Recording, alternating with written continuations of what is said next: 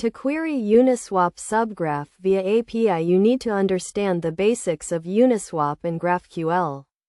Uniswap is a decentralized exchange protocol that facilitates automated transactions between cryptocurrency tokens on the Ethereum blockchain. The Uniswap Subgraph is an indexing protocol that organizes data from the Ethereum blockchain into a queryable database. First, you need to understand the structure of the Uniswap Subgraph schema, which includes entities such as pairs, tokens, and liquidity providers.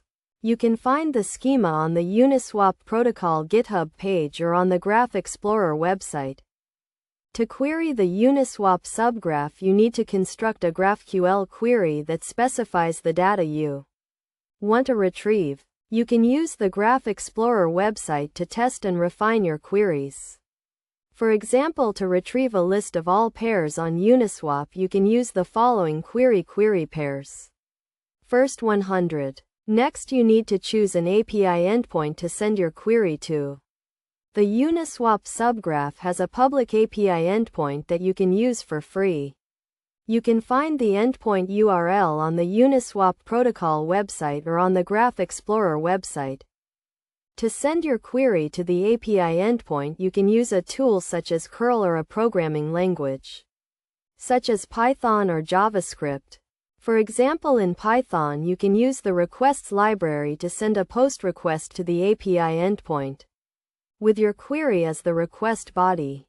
It is also important to handle errors and rate limits when querying the Uniswap Subgraph. The public API endpoint has rate limits on the number of requests you can send per minute. If you exceed the rate limit, you will receive an error response. You can handle errors by checking the status code of the response and retrying the request if it fails.